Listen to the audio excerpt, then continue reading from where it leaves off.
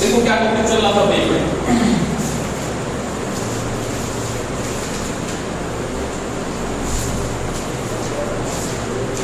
तीन कला परिणाम मोटर के बारे में पढ़ रहे थे पेज में।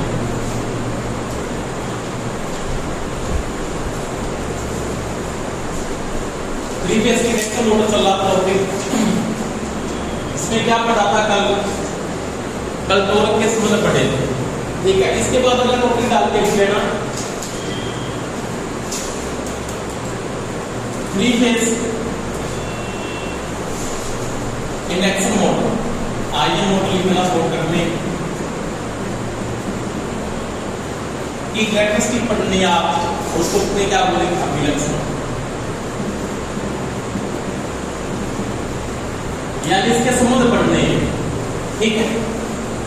यानी किसके बीच में क्या संबंध पाया जाता है। सबसे सिंपल सी बात पढ़ी, डीसी मोटरों में आपने पढ़ा था कि गति के साथ टॉर्क का क्या संबंध होता है, टॉर्क के साथ लोड का क्या संबंध होता है। उसी प्रकार से मोटर के बारे में पढ़े, ठीक है।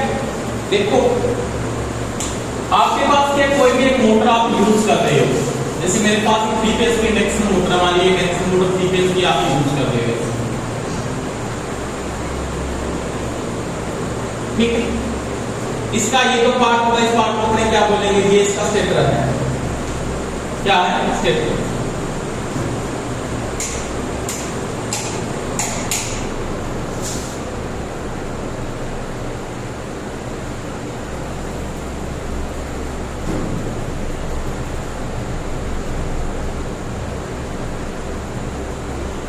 और इसके बीच वाले पार्ट में यहाँ पे क्या स्थापित कर रखा आपने, ये इसका तो पार्ट है, इसको अपने क्या बोलते हैं, इसको कहते हैं रोटर है। क्या है रोटर। रोटर के अंदर आपने क्या डाल रखी है, वाइंडिंग डाल रखी है, जो किसकी डाल रखी है, या तो आपने कॉपर की कर रखी है मान लिया, या आपने किसकी कर रखी है, एल्यूमिनियम की कर रखी है। समझ में आ गई आपकी बात। अब देखो सबसे पहले कल अपने इसमें इंपॉर्टेंट बातें यही पढ़ी थी कि ये जो वाइंडिंग है ना, ये वाइंडिंग आपके पास कौन सी है, रोटर वाइंडिंग है। कौन सी वाइंडिंग है, रोटर। और जो ये वाइंडिंग मैं यूज कर रहा हूं, ये किसकी वाइंडिंग है, ये स्टेटर वाइंडिंग, ठीक है। अब देखो यहां पे कई बातें होगी। सबसे पहले कल अपने एक बात की थी कि ये जो रोटर वाइंडिंग है ना, इस रोटर वाइंडिंग में धारा फ्लो होती है। क्या फ्लो होती है, करंट फ्लो होता है। और जो करंट फ्लो होता है वो किस बात पे डिपेंड करता है, क्योंकि कल मैंने एक बात की थी टॉर्क के अंदर, क्योंकि टॉर्क में आपने क्या पढ़ा था कि टॉर्क जो समानुपाती होता है ना, वो IR फाई एस इनटू क्या होता है, cos फाई के समानुपाती होता है। 3 फेज की मोटरों का जो टॉर्क होता है इन बातों पे वो क्या करता है, डिपेंड करता है, स्लिप पे भी डिपेंड करता है। कल मैंने पूरा सिस्टम आपको समझाया था वहां पे। अब देखो ये आपका स्टेटर वाइंडिंग है, ये आपकी क्या रोटर वाइंडिंग है। अब यहाँ पे क्या होगी, नॉर्मल बातें होगी। रोटर वाइंडिंग में रोटर में धारा फ्लो होती है, क्या फ्लो होती है, धारा। और रोटर वाइंडिंग में जो धारा फ्लो होती है ना, उसका मान क्या लिखती हो आपकी, रोटर की जो धारा है ना, या जो रोटर करंट होता है, उसको अपने क्या लिख सकते हैं, या तो लिख सकते हैं IR। IR आपने नहीं लिखा तो क्या लिख सकते हैं, उसको लिखा जा सकता है I2। एक ही बात, क्या लिख सकते हो, I2। मैंने आपको बताया था, कल बात की थी कि ट्रांसफार्मर की प्राइमरी वाइंडिंग में जो धारा फ्लो होती है उसको क्या बोलते हो, I1 बोलते हो। और सेकेंडरी में फ्लो होती है उसको क्या बोलते हो, I2 बोलते हो। तो वही बात यहाँ पे है कि सेकेंडरी की कौन सी वाइंडिंग है, प्राइमरी है, और इसका जो रोटर है वो कौन सी वाइंडिंग है, इसकी सेकेंडरी वाइंडिंग है। और सेकेंडरी वाइंडिंग में धारा फ्लो होती है उसको रोटर धारा लिख सकते हो, या क्या बोल सकते हो, उसको I2 बोल सकते हो। बात समझ में आ गई। 2 नंबर क्या बात होगी, यहाँ पे क्या होगा, एक फ्लक्स घूमता है, क्योंकि मेरे को पता है स्टेटर घूमता है, स्टेटर का क्या घूमता है, मैग्नेटिक फोर्स का फ्लक्स घूमता है, जिसको अपने किससे लिखा जाता है, फाई एस से लिखते हैं। और फाई एस की जो गति है ना, फाई एस की जो गति है वो कौन सी गति है, वो है सिंक्रोनस गति। कौन सी गति है, एनएस से लिखा जाता है। किससे लिखते हो, एनएस। और एनएस गति है वो कौन सी गति होगी, सिंक्रोनस गति होगी। क्योंकि सिंपल सी बात होगी, 3 फेज की इंडक्शन मोटरों का जब फ्लक्स जिस गति पे घूमता है उसको क्या बोलते हो आप, सिंक्रोनस गति कहते हैं। उसके बाद में आपने ये भी पढ़ा था कि यहाँ पे आपका ये रोटर घूम रहा है, और रोटर की जो स्पीड होती है या रोटर की जो गति होती है ना, उस गति को अपने क्या बोलते हो, NR बोलते हो, उसको कहते हैं रोटर स्पीड। क्या कहते हो, रोटर स्पीड। समझ में आ गई बात। तीसरी बात अगर आपने ये भी पढ़ी थी कि आपके पास एक चीज और भी आया था, स्लिप नाम आया था। क्या आया था? स्लिप भी संबंध रखता है कोड के साथ, बहुत इंपॉर्टेंट चीज रहती है स्लिप की, क्योंकि अगर स्लिप है ना कोई टॉर्क मेंटेन करेगा, नहीं तो टॉर्क मेंटेन नहीं कर सकता है। आराम से देखना स्लिप क्या है। तो स्लिप में आपने ये पढ़ा था कि ns माइनस nr का जो डिफरेंस होता है वो आपका क्या होता है? स्लिप होता है। क्या होता है? स्लिप। सिंक्रोनस गति और रोटर गति का जो अंतर होगा वही आपका क्या होगा? स्लिप होगा। अगर आपके पास स्लिप का मान 0 है, कितना है? 0। आपको कोई ये पूछ लेता है कि स्लिप का मान अगर 0 है तो क्या इसके अंदर एक वोल्टेज भी पैदा होगी? किसके अंदर पैदा होगी? रोटर में। उस वोल्टेज का मान आपने किससे लिखा था? उसको आपने बोला था E2, और E2 के कारण क्या फ्लो हुई? आपकी IR फ्लो हुई। सेकेंडरी वाइंडिंग में धारा फ्लो इस वोल्टेज को E2 बोलते हो, इलेक्ट्रोमोटिव फोर्स बोलते हो। प्राइमरी का इलेक्ट्रोमोटिव फोर्स E1 होता है, लोड को वोल्टेज मिलता है उसको V2 कहा जाता है। ये पता आपको, ठीक है। अब देखो IR फ्लो हुई, I2 फ्लो हुआ, किसके कारण फ्लो हुआ? E2 के कारण से। अब सबसे इंपॉर्टेंट चीज यहाँ पे क्या है? स्लिप इंपॉर्टेंट है बहुत ज्यादा। कोई आपको ये बोल देता है कि मेरे पास एक 3 फेज के इंडक्शन मोटर में स्लिप का मान, किसका मान? स्लिप का मान अगर कहता है 0 है, कितना है जी? 0 यानी 0 होता है, तो क्या यहां पे टॉर्क पैदा हो सकता है? बोलो, नहीं हो सकता। क्यों नहीं हो सकता? मोटर आपकी घूम भी नहीं सकती, मोटर आपकी नहीं चलेगी। क्यों नहीं चलेगी? कि जब स्लिप का मान 0 होगा, इसका मतलब ns का मान nr के क्या है? बराबर है। और बराबर होगा, इन दोनों के बीच में कोई सापेक्ष गति नहीं होगी। इसके बीच में ns और nr के बीच में उसमें कोई फ्लक्स आपका नहीं करता है, कोई इलेक्ट्रोमोटिव फोर्स पैदा नहीं होता है। क्योंकि स्लिप का मान जब 0 हो गया, आपको पता है, तो स्लिप का मान 0 तब हो सकता है जब ns का मान किसके बराबर हो? nr के बराबर हो। उस समय क्या E2 उत्पन्न हो सकता है? नहीं पैदा हो सकता। क्या IR फ्लो हो सकता है? नहीं फ्लो हो सकता। ठीक है। उसके बाद में आपने एक बात ये भी पढ़ी थी कि टॉर्क है ना वो एक बात पे और डिपेंड रखता है। किस पे डिपेंड करता है? cos फाई, जो कि आपका पावर फैक्टर था, जिसको आपने क्या लिखा था? cos फाई 2 लिखा था। 2 का मतलब सेकेंडरी का cos फाई लेके आ रहा है। रोटर का cos फाई क्या लिखा जाता है? cos फाई 2 लिखते हैं। स्टेटर का पावर फैक्टर cos फाई 1 लिखा जाता है। इसमें आपने क्या पढ़ा था कल? R2 बटा में Z, ये पढ़ा था ना कल। R बटा Z का अनुपात है वो क्या आपका पावर फैक्टर होता है। cos फाई 2 में क्या होता है? R2 बटा R Z2 का ये अनुपात है। यहाँ तक कोई दिक्कत तो बता दो मेरे को, नहीं है? अब देखो, अब यहाँ पे बहुत सी बातें करेंगे अपने कि स्लिप के साथ क्या संबंध, किसका क्या संबंध है, Z का क्या संबंध है, इम्पीडेंस जो आप निकालते हो इम्पीडेंस का क्या संबंध मेंटेन करके चलते हो। क्योंकि Z बराबर आपने ये भी पढ़ा था कल कि Z2 बराबर आपने ये भी पढ़ा था R2 की स्क्वायर प्लस में X2 की स्क्वायर का क्या होता है? रूट होता है। ये क्या था? इम्पीडेंस जो आपने बताया था, किसका था? ये स्टार्टिंग का था। किसका था? स्टार्टिंग का। क्योंकि रनिंग कंडीशन में आपका इंपीडेंस भी बदल जाता है। क्योंकि इंपीडेंस बदलता क्यों है? क्योंकि मेरे को ये बात पता है यहाँ पे कि जो R2 का मान है ना, ये तो क्या है? ये तो कांस्टेंट रहेगा, इसके मान में कोई चेंजिंग नहीं आने वाली। रोटर का डिस्टेंस नहीं बदलेगा। R2 क्या है? रोटर वाइंडिंग का डिस्टेंस है, वो स्टार्टिंग से अंत तक नहीं बदलता, परंतु क्या होगा? उसका रिएक्टेंस चेंज होता है। किसका? रोटर का। अब रोटर का रिएक्टेंस चेंज क्यों होता है? क्योंकि स्लिप चेंज हो रही है, और स्लिप चेंज हो रही है तो क्या चेंज हो रहा है? FR चेंज हो रहा है। क्योंकि आपने ये भी पढ़ा था कल, FR बराबर क्या होता है? S into FS होता है। ये पता है कि नहीं पढ़ा? पढ़ा है।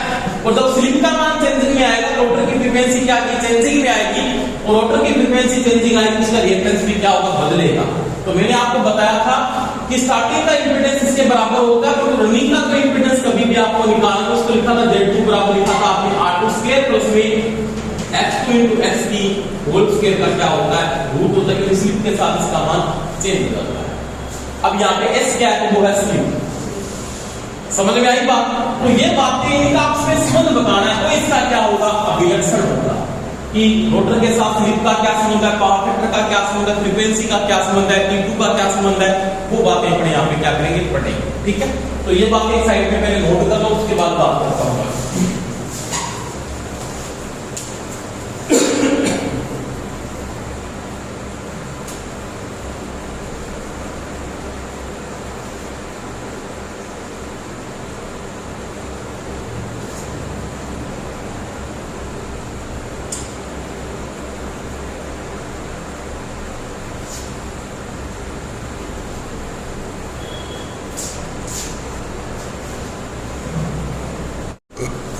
इसके देखो उसके बाद कुछ पॉइंट आते हैं, विशेष पॉइंट, उसके बारे में पढ़ेंगे अपने कि क्या कंडीशन होने वाली है।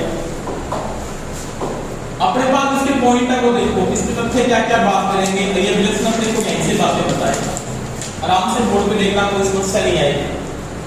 सबसे पहले मैं एक बात करता हूं यहाँ पे कि सबसे पहले आपका टोरक है ना, कि जो टोरक है आघूर्ण, अगर आपका आघूर्ण क्या होता है, इंक्रीज हो रहा है, कि टोरक आपका क्या होता है, बढ़ता है, उसके साथ क्या होगा, सबसे पहले अगर आपका टोरक बढ़ रहा है, इसका मतलब आपकी क्या बढ़ रही है, स्लिप बढ़ रही है। क्या बढ़ रही है, स्लिप। टोरक तभी बढ़ेगा जब आपकी स्लिप बढ़ेगी। मैंने अभी बताई थी बात आपको। अगर कोई आपको ये बोल देता है कि NS ग्रेटर देन NR है, तो ये जरूरी है बहुत ज्यादा, एक होना चाहिए इंडक्शन मोटर। ये बहुत इंपॉर्टेंट है कि सिंक्रोनस गति और रोटर गति से ज्यादा होगी तो ये क्या करेगा, टोरक को मेंटेन कर सकता, नहीं तो टोरक पैदा नहीं होगा। समझ में आ गई बात।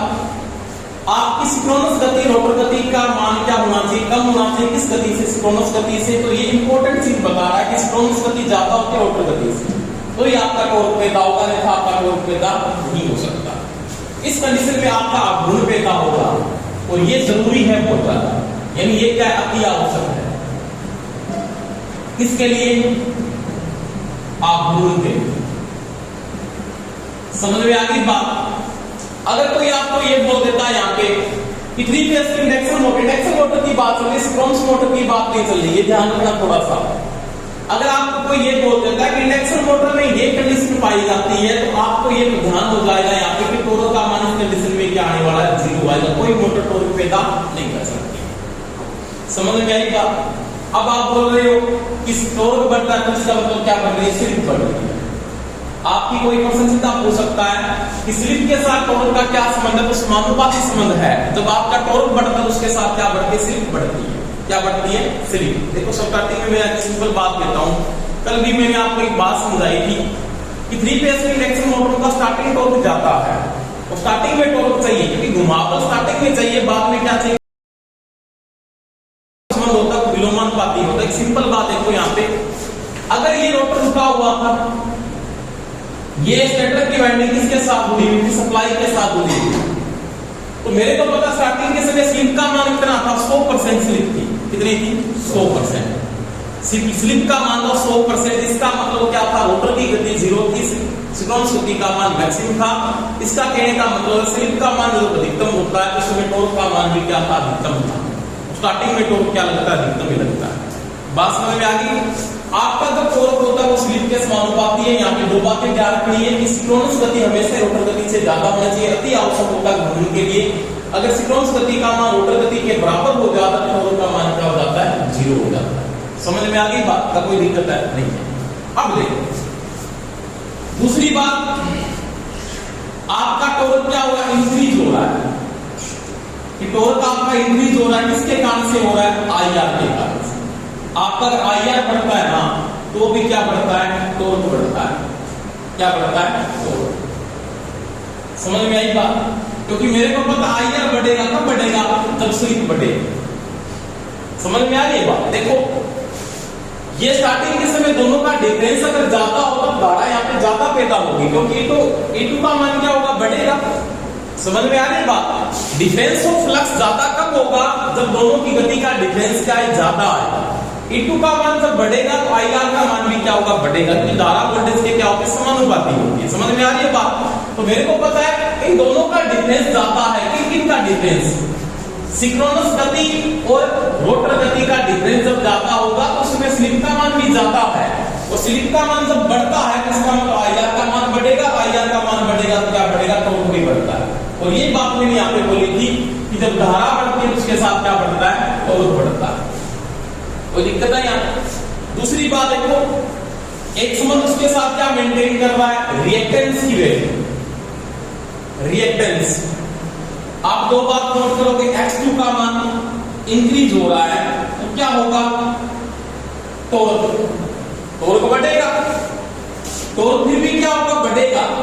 देखो क्यों बढ़ेगा, X2 इंक्रीज हो रहा है, X2 क्या हाई हो रहा है। अब x को इंक्रीज कब हो सकता है? देखो आराम से बात देखो, क्योंकि आपने यहाँ पे चीज को नोट किया है FR बराबर S इंटू FS होता है। बात समझ में आ रही है? जब आपकी स्लिप बढ़ रही है, क्या बढ़ रही है? तो आपको पता है रोटर की फ्रीक्वेंसी क्या हो रही है? बढ़ रही है। और रोटर की फ्रीक्वेंसी जब बढ़ रही है तो x2 बराबर क्या होगा? आप लिखते हो 2 पाई FL। L इसका रिएक्टेंस L का मान ब्रेक की वैल्यू है, F इसकी फ्रीक्वेंसी, तो रोटर की फ्रीक्वेंसी बढ़ेगी तो x2 का मान क्या होगा? बढ़ेगा। तो नॉर्मल सी बात है, जब स्लिप बढ़ती है ना उसके साथ रोटर की फ्रीक्वेंसी बढ़ती है, रोटर की फ्रीक्वेंसी बढ़ने से x2 का मान भी क्या होता है? बढ़ता है। और जब x2 का मान बढ़ता है तो उसमें भी क्या होता है? आपका इंक्रीज हो जाता है, यानी टॉर्क की वैल्यू क्या होगी? बढ़ेगी। यानी इस समय मैं ये भी लिख सकता हूं कि जब आपका FR बढ़ रहा है, इसमें आप ये लिख सकते हो x2 का मान बढ़ रहा है, x2 का मान बढ़ रहा है, तो आप यहाँ पे ये नोट कर लेना, इसके साथ रोटर की फ्रीक्वेंसी क्या हो रही है? इंक्रीज होगी। अगर आप रोटर की फ्रीक्वेंसी को बढ़ा रहे हो तो x2 का मान क्या हो रहा है? बढ़ रहा है। और उस कंडीशन में आपकी स्लिप भी क्या हो रही है? बढ़ रही है। अगर आप सीधा पूछ लेता है यहाँ पे कि 3 फेज के इंडक्शन मोटर में अगर स्लिप का मान बढ़ता है तो उसके साथ रोटर के रिएक्टेंस पे क्या प्रभाव पड़ता है? तो उस समय आपका रोटर का जो रिएक्टेंस है वो क्या होता है? बढ़ता है। रोटर का रिएक्टेंस भी क्या होता है? आपका बढ़ता है, यानी क्या होता है? इंक्रीज होता है। रीजन क्या है कि जब स्लिप बढ़ेगी फ्रीक्वेंसी बढ़ेगी, रोटर की फ्रीक्वेंसी बढ़ेगी, रोटर का रिएक्टेंस भी क्या होगा? बढ़ेगा। तो दिक्कत है यहाँ पर। देखो उसके बाद अब मैंने कहा रोटर की फ्रीक्वेंसी आपकी इंक्रीज हुई तो नहीं हुई, उसके कारण से क्या हुआ? इंपीडेंस भी बढ़ा है, Z2 का मान भी क्या हुआ है? इंक्रीज हुआ। क्यों जी? रोटर की फ्रीक्वेंसी बढ़ने से आपका रिएक्टेंस बढ़ रहा है। और आपने पढ़ा यहाँ पे, ये बात मैंने यहाँ पे इसको लिख रखी है आपकी, क्या लिख रखी है कि Z बराबर आपके पास है R2 की स्क्वायर प्लस में क्या है? X2 की स्क्वायर का क्या है? रूट है। यही बात है। देखो आपकी रोटर की फ्रीक्वेंसी किसके कारण से बढ़ रही है? स्लिप बढ़ रही है। और स्लिप जब बढ़ रही है रोटर की फ्रीक्वेंसी बढ़ रही है, रोटर की फ्रीक्वेंसी बढ़ रही है, रिएक्टेंस देखो यहाँ बड़ा रनिंग कंडीशन का ये रिएक्टेंस है, ये रनिंग है। और ये किसका था? स्टार्टिंग का। ये रनिंग का आपका, ये मैंने कल बताया था आपको, रनिंग में रिएक्टेंस की वैल्यू आती है। आपका रिएक्टेंस बढ़ेगा और रिएक्टेंस जो बढ़ेगा तो इंपीडेंस का मान भी क्या होगा? बढ़ेगा। और जब आपका इंपीडेंस बढ़ेगा तो आपका FR भी क्या हो रहा है? बढ़ रहा है। समझ में आ गई बात?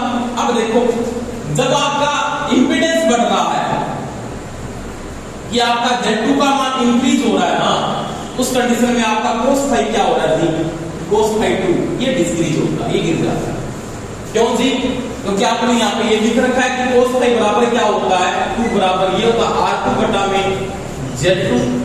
आपका इंपीडेंस जब बढ़ रहा है तो cos फाई का मान अपने आप क्या होगा?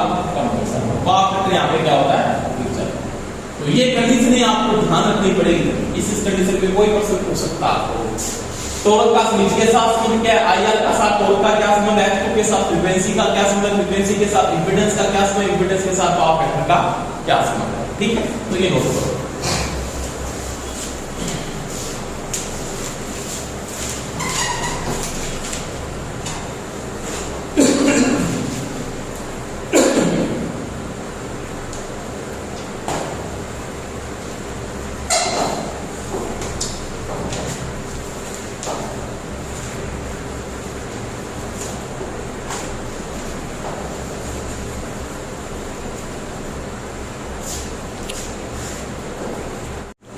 अब देखो इसके बाद क्या बात चल रही है यहाँ पे।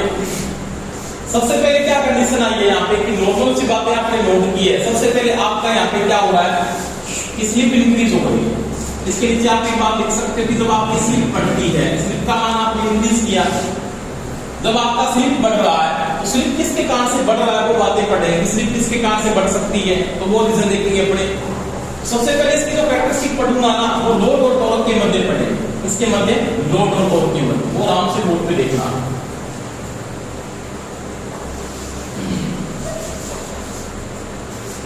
आघूर्ण व भार संबंध, ये देखो आराम से पहली लाइन है, आराम से बोर्ड पे देखना, कोई दिक्कत नहीं आएगी। पहले सबसे पहले क्या बात है, आराम से एक बात लिख रहा हूं मैं यहाँ पे, समझ में आ जाए, कोई दिक्कत नहीं है। लोड, आपने लोड को इंक्रीज कर दिया, ठीक है। आपने 3 फेज के इंडक्शन मोटर इसके ऊपर लोड का मान बढ़ाया। जैसे लोड का मान बढ़ा तो क्या होगा, सबसे पहले मेरे को ये बताओ। लोड का मान बढ़ने से गति का मान थोड़ा सा कम होता है। ऐसे तो नहीं गति बहुत ज्यादा गिरती है, नहीं गिरती है। गति का मान थोड़ा सा कम होता है। कौन सी गति कम होती है? देखो आपका जब भार बढ़ता है, मैं यहाँ पे लिख देता हूं कि जब भार बढ़ता है, जब भार में वृद्धि होती है, जब भार में वृद्धि होती है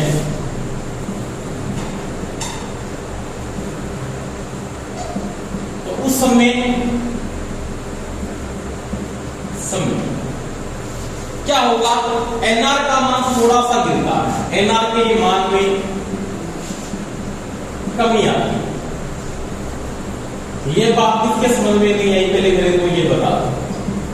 सभी को पता है जब किसी चीज पे लोड बढ़ाया जाए तो उसकी गति तो कम होगी। रोटर की गति कम होती है, स्टेटर की गति में कोई प्रभाव नहीं पड़ता है, क्योंकि स्टेटर का तो फ्लक्स घूम रहा है। लोड किसके, मैकेनिकल लोड किसके ऊपर गिर रहा है? रोटर के ऊपर गिर रहा है। गिर रहा है कि नहीं गिर रहा? आपका जैसे ही लोड बढ़ा, लोड के साथ एनआर के मान में कमी आई। अब एनआर के मान में कमी आई ना, तो स्लिप है ना, तो स्लिप को स्लिप क्या आपके पास एनएस माइनस में क्या एनआर है, तो स्लिप का मान थोड़ा सा गिरता है या बढ़ता है, ये बताओ। स्लिप का मान थोड़ा सा क्या होता है? बढ़ जाता है। देखो क्या होता है, स्लिप के मान में क्या होगी? वृद्धि होगी, और वृद्धि होगी वो ज्यादा वृद्धि नहीं होगी, बिल्कुल क्या होगी? एक समान वृद्धि होगी है, बिल्कुल क्या होती है? कम वृद्धि होगी। जैसे सिंपल बात करूं, एक 3 फेज की इंडक्शन मोटर की सिंक्रोनस गति 1500 आरपीएम होती है ना, तो लगभग उसकी रोटर गति लोड के साथ 1440 आरपीएम होती है। 1400, उसमें स्लिप का मान कितना आता? 60 आरपीएम में आता, बहुत कम स्लिप गिरती है।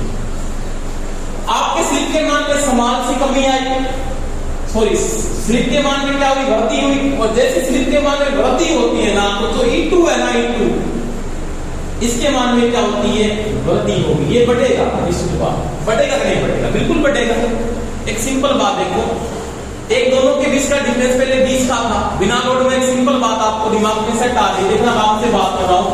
पहले 1500 आरपीएम पे घूम रहा था इसका फ्लक्स, रोटर की गति नो लोड कंडीशन में मैं लिख देता हूं कि नो लोड पे इसके 1480 आरपीएम पे घूम रहा है।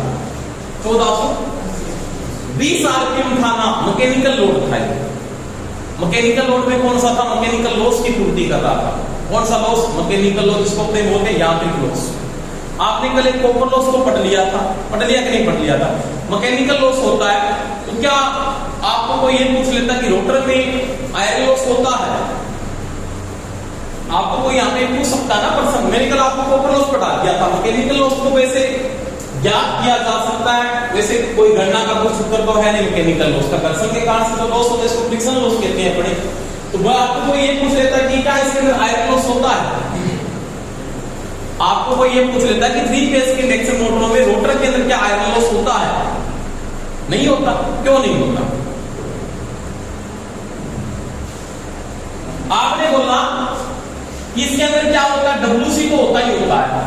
WC का मतलब क्या होता है? इसके अंदर कॉपर लॉस होता है। उसकी गणना मैंने कल आपको बताई थी कैसे निकालते हैं। निकालते हैं इसकी गणना का सूत्र था आपके पास, तो नॉर्मल आपने लास्ट में बहुत बड़ा बना दिया था। उससे पहले आपको सूत्र था वो ये था 2 पाई NST इनटू में क्या था? S था। ये कॉपर लॉस के बराबर होता 3 फेज के इंडक्शन मोटर में, जो मैंने कल याद करके बताया था। अब मैं ये पूछ लेता हूं, क्या इसके अंदर ये आयरन लॉस होगा कि नहीं होगा रोटर के अंदर?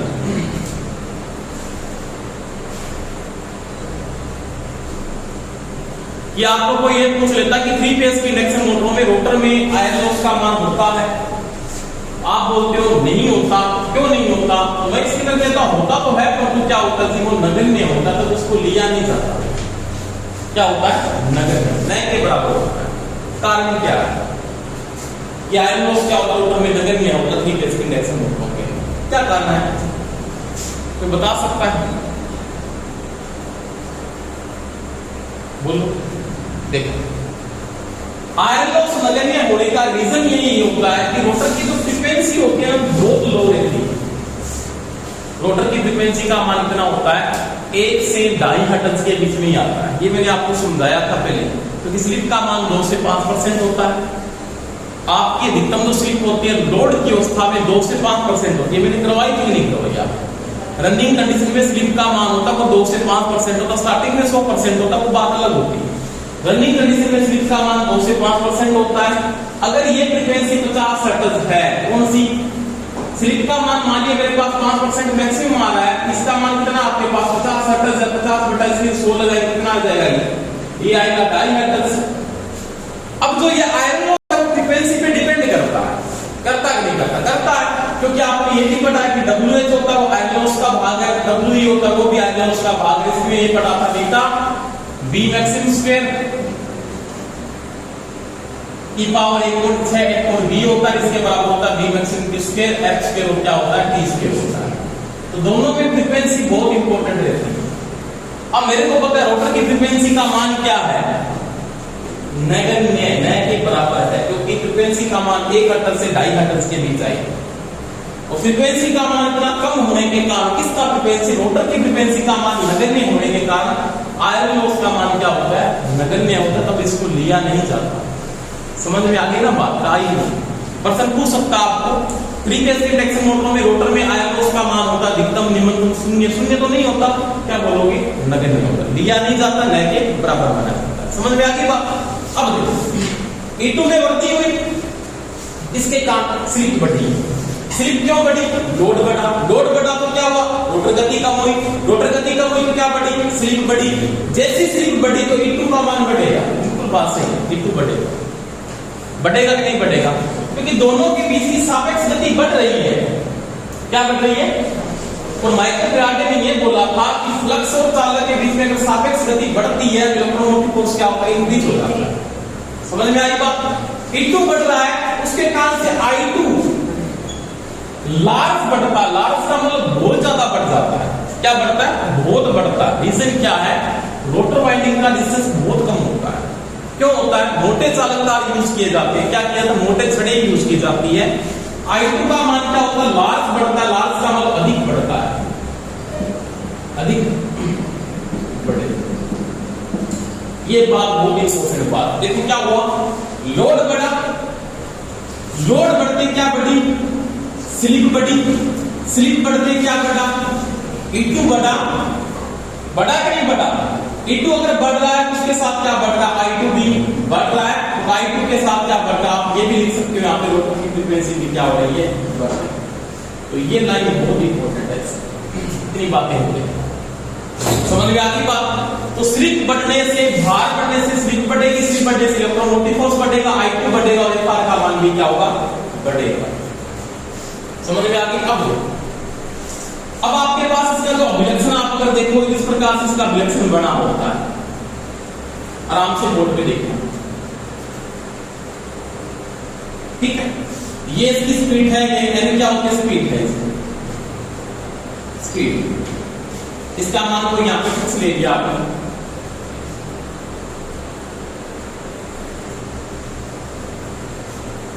और इसका मान थोड़ा सा लोड के साथ थोड़ा सा गिर सकता है, ऐसे, क्योंकि स्थिर गति की मोटरें होंगी। ऐसे तो नहीं है कि लोड बढ़ा गति का मान बहुत ज्यादा गिरता, गति में कोई प्रभाव इतना ज्यादा नहीं पड़ता। जैसे सिंपल मैं बोलूं कि वो 1480 पे पहले घूम रही, फुल लोड होने के बाद वो 1460 पे आ सकती है, ऐसा नहीं हो सकता कि वो 1300 पे आ जाए, बार उतना डिफरेंस कभी नहीं आता है। समझ में आ गई बात। अभी तो मैंने यहाँ पे बोला है कि स्लिप के मान में थोड़ी सी कमी होने के कारण I2 का मान लार्ज रूप से बढ़ता है, लार्ज का मान बहुत ज्यादा बढ़ जाता है। समझ में आ गई बात। अब देखिए ये आपके पास एक कांस्टेंट स्पीड है, इसके साथ गति का मान थोड़ा सा इससे क्या होता है, गिर रहा है, यहाँ पे कोई कांस्टेंट गति है आपके पास, यहाँ पे आपका लोड है, क्या है, लोड। समझ में आती है मेरी बात। जैसे मैंने बोला यहाँ पे इसका लोड है वो 0 मान लिया, इसके बाद यहाँ पे मान लिया मैंने 1/4 लोड है, कोई यहाँ पे 1/2 लोड है, यहाँ पे 3/4 है, यहाँ पे 1 लोड है, और यहाँ पे क्या है 5/4। इस प्रकार से इसके ऊपर कोई लोड डाला जा रहा है। पहले 1/4 लोड है, फिर 1/2, फिर 3/4, फिर 1। जैसे इसको पूरा लेके चले फुल लोड तक लिख लो। जैसे यहाँ पे लिख दिया आपने 1/4, यहाँ पे आपने लिख दिया 1/2, यहाँ पे आपने लिख दिया 3/4, और यहाँ पे पूरा का पूरा क्या लिख दिया 1% लोड पे 100% लोड पे। एक का मतलब 100% होता है, 1/4 का मतलब 25%, यहाँ पे कितना हो रहा है 1/2 का मतलब 50%, यहाँ पे 75%, यहाँ पे यहाँ तक कोई दिक्कत बता दो मैं बोलो नहीं। अब इसके साथ क्या हुआ, एक टॉर्क का संबंध है, लोड बढ़ रहा है, जैसे लोड बढ़ेगा लोड के साथ क्या बढ़ेगा, टॉर्क बढ़ेगा। तो इसका मतलब टॉर्क बढ़ता है इस प्रकार से बढ़ता है इसका टॉर्क कैसे, समानुपाती कि जब लोड बढ़ेगा लोड के साथ टॉर्क क्या होगा, बढ़ेगा। तो लोड के साथ जो टॉर्क होता है वो क्या करता है, समानुपाती से बदलता है। दूसरी बात देखो, द्रव्य ग्राफ और बना रहा हूं, स्लिप का बना रहा हूं, जैसे यहां पे स्लिप का ग्राफ, ठीक है। स्लिप के मान में जो चेंजिंग हो रही है वो मैक्सिमम कितनी हो सकती है, वो आपने लिखा है। आपकी स्लिप कितनी हो सकती है, बोलो। स्लिप का मान मैक्सिमम कितना हो सकता है आपका, 5% हो सकता है मान लिया। यानी यहाँ पे 0 है, यहाँ पे मान लिया कितना भी ले लो आप, यहाँ पे मान लिया आपके पास वैल्यू कोई भी है 2 है, यहाँ पे 4 है और यहाँ पे क्या है 6। आप क्या कर रहे हैं, टॉर्क बढ़ रहे हैं, टॉर्क के साथ आपकी क्या होगी, स्लिप भी बढ़ेगी। ये स्लिप का ग्राफ इसके साथ बना रहा हूं, ये ग्राफ किसका आपके पास, ये स्लिप का है। समझ में आ गई बात। तो ये देखो यहाँ पे ये जो ग्राफ मैंने बताया ये स्लिप का है, किसका है, स्लिप का। और ये जो ग्राफ मैंने यहाँ पे बताया ना, इसके साथ इस साथ के साथ ये बना रहा हूं, तो ये किसका आपके पास, ये आघूर्ण का, यानी ये किसका है, टॉर्क का। इसमें टॉर्क में ले लिया 10 है, 20 है, 30 है और ये किसकी है, 40। आपका जब स्लिप बढ़ता है स्लिप के साथ टॉर्क क्या होगा, बढ़ेगा। देखो लोड बढ़ने के कारण गति का मान थोड़ा सा क्या हुआ, गिरा है। जैसे गति का मान गिरा है तो कौन सी गति गिरी है, रोटर गति गिरी है। रोटर गति गिरते मेरे को पता है लोड बढ़ने के कारण भार में बढ़ती, उसमें क्या हुआ, एनआर का मान में कमी आई है। एनआर के मान में जैसे कमी आई है तो स्लिप क्या हुई, बढ़ी है। जैसे एनआर के मान में कमी है तो स्लिप का मान मान लिया, यहाँ पे पहले 0 था मान लिया, 0 के बाद कितनी होगी, 2% हो गई, 3% हो गई, कितनी भी हो जाती है। उसके कारण से क्या हो रहा है, तो क्या हो रहा है, बढ़ रहा है। और I2 का मान भी क्या होगा, उसके साथ इंक्रीज होगा। तो ये समझ में आपके लागू होता है। समझ में आती बात, क्लियर होगी।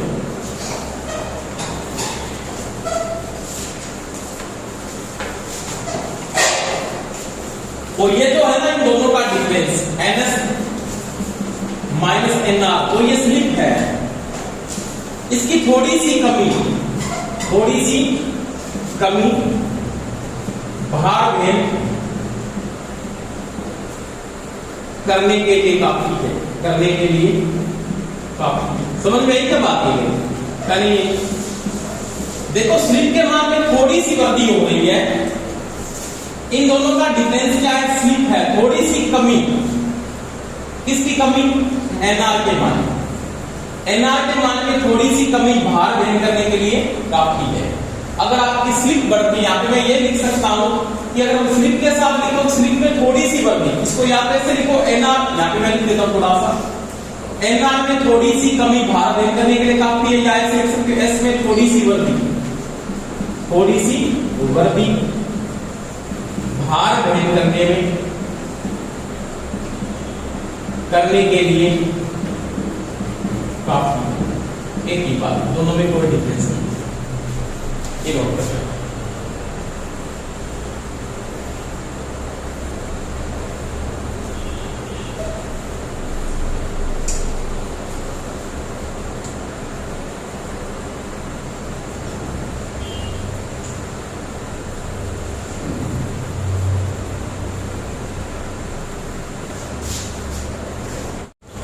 इसके बाद देखो,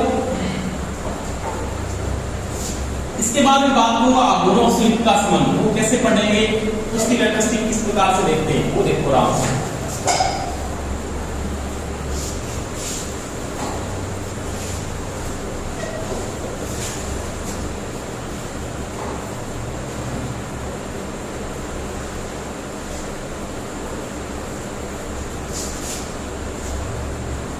टॉपिक डाल देना।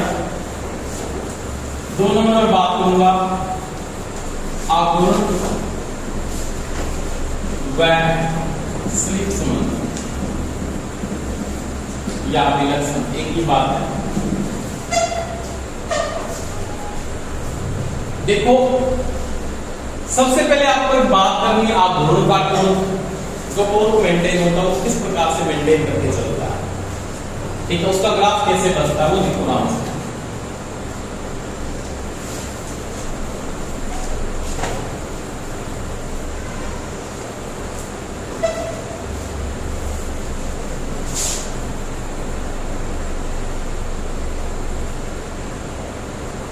इस प्रकार से टॉर्क का ग्राफ बना होता है। ठीक है, आराम से देखना, कोई दिक्कत नहीं है। यहाँ पे 0 है, यहाँ पे 100 है, यहाँ पे अगुना आपका 200 है,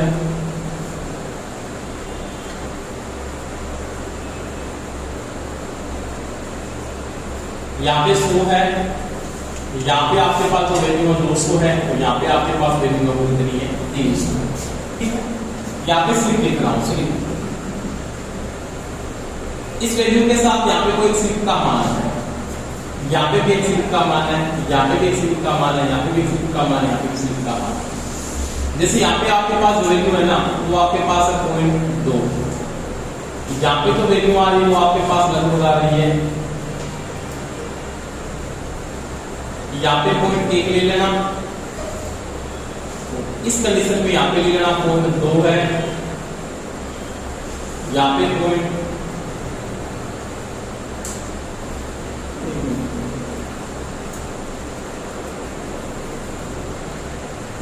यहाँ पे 0.4 वैल्यू है, यहाँ पे 0.2 है, और यहाँ पे पॉइंट ले लेना 6 है, यहाँ पे 0.8 और यहाँ पे कितना ले लेना 1।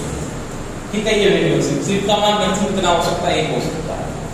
तो इसी स्लिप में लिख रहा हूं। अब देखो आपके पास यहाँ पे टॉर्क मेंटेन होगा इस कंडीशन के ऊपर, ये इसका मैक्सिमम टॉर्क है, क्या है आप लिख सकते हो यहाँ पे इसका जो है ये मैक्सिमम टॉर्क है, मैक्सिमम क्या है आघूर्ण इस कंडीशन के ऊपर। ठीक है, और ये इसका कांस्टेंट टॉर्क हो जाता है स्लिप के अंदर। अगर रोड आपको मेंटेन करके चल रहे हैं उसकी वैल्यू क्या है बात की बात है।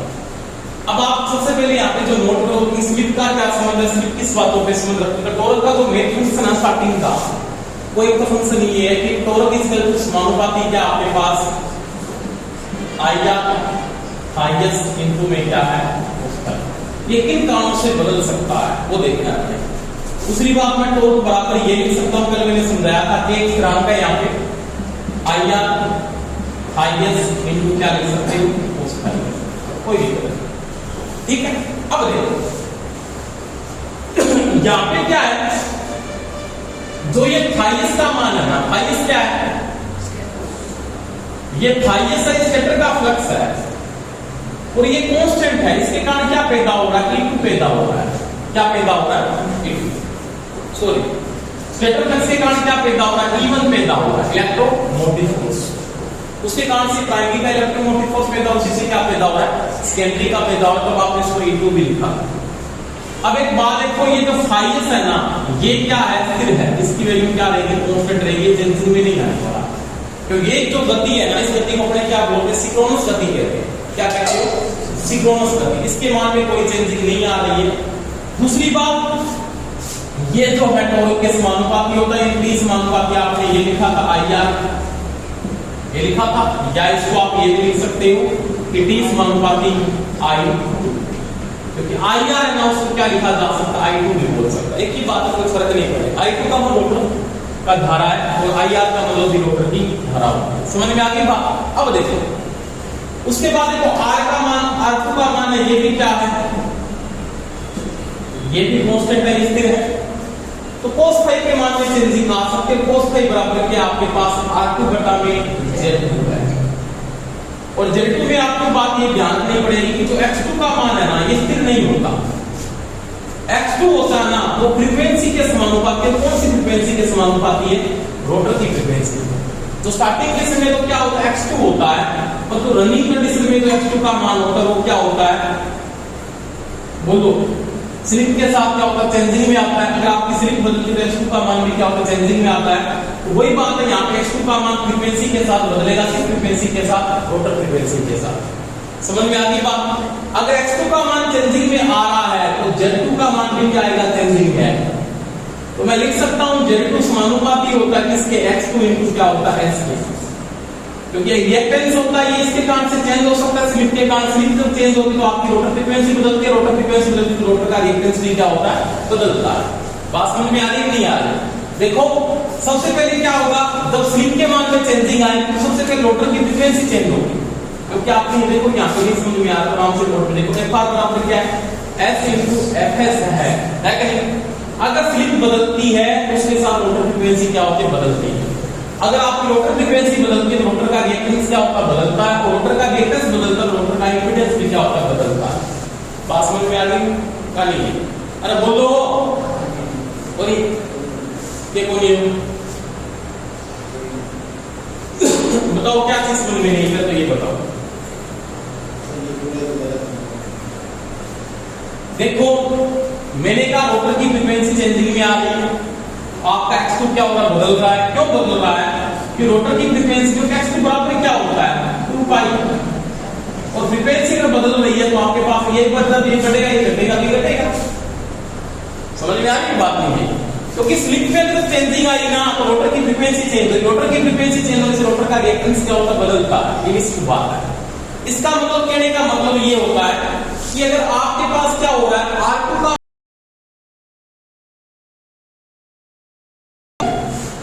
करंट को अगर स्लिप में बदलाव हुआ तो उसके किसमें चेंजिंग होगी, IR में चेंजिंग होगी।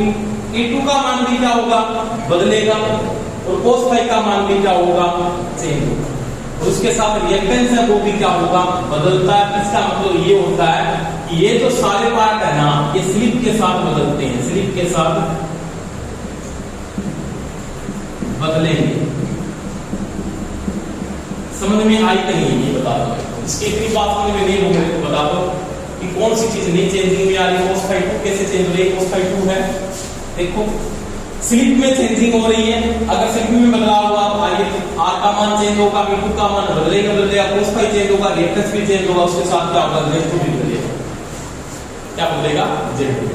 इसका मतलब मैं ये लिख सकता हूं सीधा इतनी बातों में, स्लिप के मान में अगर चेंजिंग आती है ना, आपका IR चेंज होगा, I2 चेंज होगा, cos फाई चेंज होगा, X2 चेंज होगा, Z2 भी क्या होगा, चेंज होगा। ये इसकी बात है। क्या तो कोई दिक्कत है, बताओ नहीं। अब देखो आपके पास क्या होता है कि इस कंडीशन में मैं बात को अगर नोट कर रहा हूं, आपकी 25% स्लिप के अंदर एक कितना परसेंट है, 0.2 लिख रखा है, तो ये कितना मान लो, 0.2 परसेंटेज में लिखना कितना लिखूंगा, 20% ही होगा। ये कितना होगा, 40 से कितना होगा, 60 ही होगा, 80 ये कितना होगा, यहां पे 25% है, कितना है,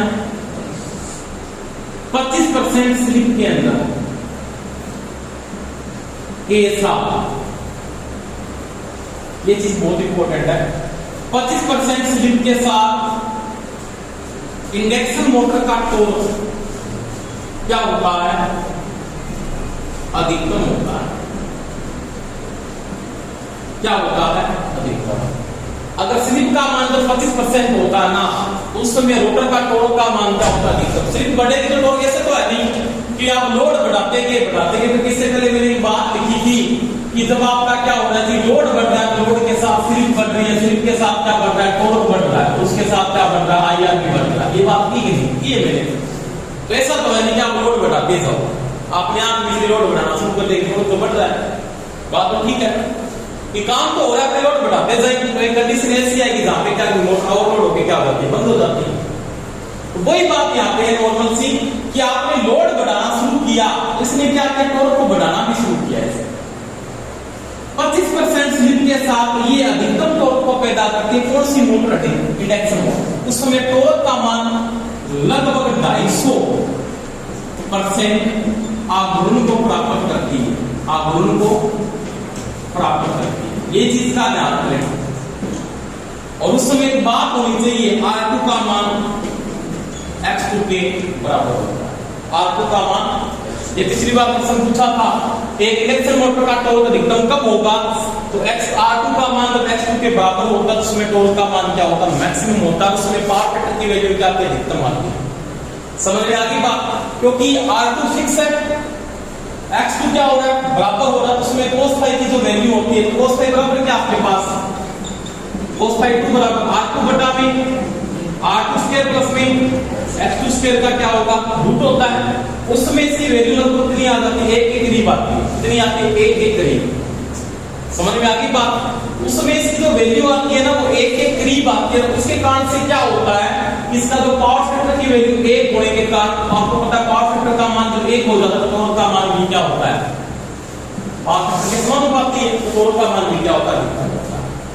तो यहाँ पे चीज का ध्यान रखना, इंडक्शन मोटर में टॉर्क अधिकतम तब होगा जब क्या होगा, स्लिप का मान 25% होता है, उस समय 250% R2 को प्राप्त करती है और R2 का मान X2 के क्या होता है बराबर होता है, पावर फैक्टर का मान क्या होता है मैक्सिमम हो जाता है। ठीक है, ये बात समझ में आ गई। अब देखो इसके बाद आपने लोड को क्या कर दिया, इंक्रीज कर दिया, क्या कर दिया, इंक्रीज। क्या लिख रहा हूं, इस कंडीशन के बाद आपने लोड को और बढ़ाया, क्या कर दिया, लोड आपने और बढ़ाया, 25% स्लिप के बाद आपने लोड को क्या किया, बढ़ाया, तो क्या होगा, स्लिप और बढ़ेगी कि आपने क्या किया, 25% स्लिप के बाद भार और बढ़ाते हो,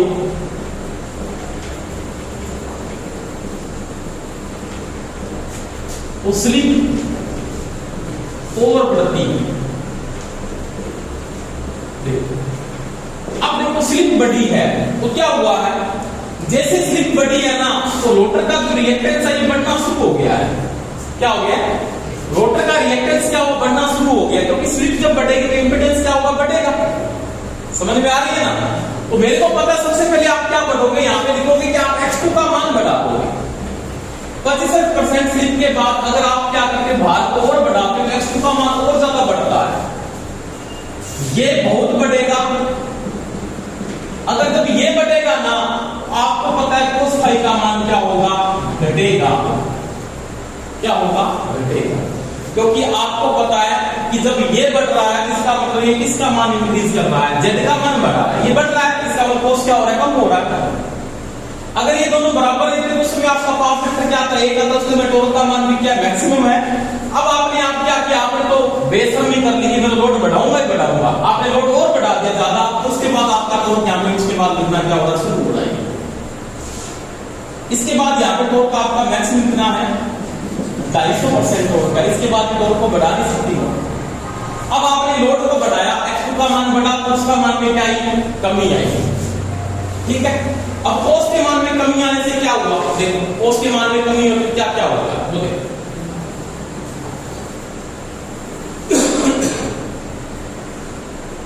बोलो।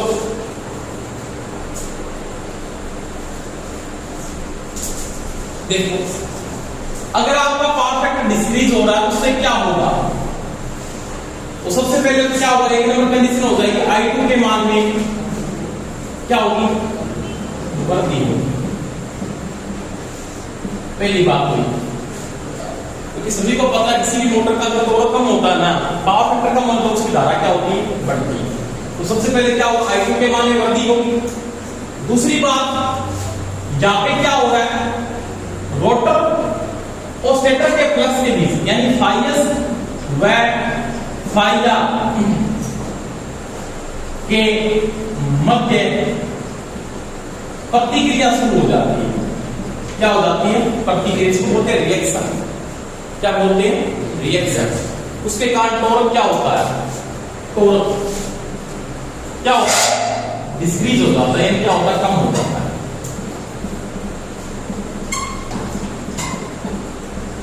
देखो मैं बता देता हूं, यहाँ पे दो तीन बातें हैं। सबसे पहले आपको 25% स्लिप के साथ 250% का एक टॉर्क देगी मोटर, मैक्सिमम टॉर्क को मेंटेन करती है। उसके बाद जैसे आपने लोड को इंक्रीज किया है तो लोड बढ़ने के कारण क्या होगा, रोटर का रिएक्टेंस बढ़ेगा क्योंकि स्लिप बढ़ती है, और रोटर का रिएक्टेंस जैसे ही बढ़ेगा cos फाई का मान बढ़ेगा। cos फाई बढ़ने से दो नुकसान होंगे यहाँ पे, तो I2 का मान में वृद्धि हो जाएगी। I2 का मान बढ़ेगा तो मेरे को पता है रोटर का फ्लक्स तो बढ़ेगा, क्योंकि मेरे को पता है यहाँ पे एक बात देखो, ये फाइलिस तो क्या कांस्टेंट है, ये जिंदगी में नहीं आ रहा, इसी कारण से क्या हो रहा है, फाइलर भी पैदा हो रहा है कि नहीं हो रहा, रोटर का भी फ्लक्स है वो इंक्रीज और रिएक्शन बढ़ता है दोनों के बीच में। मैंने आपको एक चीज बताई थी ट्रांसफार्मर के अंदर, ये चीज करवाई कि नहीं करवाई है, बहुत डीपली मैंने बताई थी कि जब क्या होता है सेकेंडरी वाइंडिंग पे लोड बढ़ता है ना, क्या बढ़ता है, सेकेंडरी वाइंडिंग पे जब लोड बढ़ता है ना तो सेकेंडरी वाइंडिंग क्या करती है, फ्लक्स को बढ़ाती है, और सेकेंडरी वाइंडिंग का फ्लक्स प्राइमरी वाइंडिंग पे क्या डालता है, प्रभाव डालता है, उसको बोलते हैं रिड्यूस कर देता प्राइमरी वाइंडिंग का फ्लक्स, उसके कारण से प्राइमरी की क्या बढ़ जाती है, धारा बढ़ जाती है, ये पटाखा। तो वही बात I2 के मान में वृद्धि हुई पहली बात, उसके कारण से रोटर का फ्लक्स बढ़ा। रोटर का फ्लक्स क्या करेगा, प्रतिक्रिया डालेगा किसके ऊपर, स्टेटर के फ्लक्स के कारण से टॉर्क क्या हो जाएगा आपका, कम हो जाएगा। तो टॉर्क के मान में क्या आएगी, कमी। क्यों? क्योंकि जो टॉर्क पैदा हो रहा है वो फ्लक्स के कारण से पैदा हो रहा है। क्योंकि देखो टॉर्क समानुपाती किसकी है, देखो I क्या, IS इनटू मोसफाई। अब इसको ये रिड्यूस कर देगा, ये विपरीत प्रभाव डालता हमेशा, जिसके कारण इसकी उत्पत्ति होगी, उसके का बाद में क्या होगा, विरोध होगा। ये कौन बोलता है, लेंथ बोलता है। क्योंकि जो फाइया पैदा हो रहा है वो किसके कारण से पैदा हो रहा है, फाइएस के कारण पैदा हो रहा है। और ये फाइएस को रिड्यूस करेगा, किसको, फाइएस को। और जैसे फाइएस कम होगा तो आपका टॉर्क क्या हो जाएगा, कम हो जाएगा। टॉर्क का मान यहाँ पे आके कम हो जाएगा। अब क्या होगा, जब स्लिप का मान आप क्या कर देते हैं, 100% कर देते हो, मोटर क्या हो जाएगी, बंद हो जाएगी। टॉर्क का मान क्या हो जाएगा, 0 हो जाएगा। समझ में आ गई बात? तो ये आवर्त और स्लिप के बीच में समझ, ठीक है, ये बहुत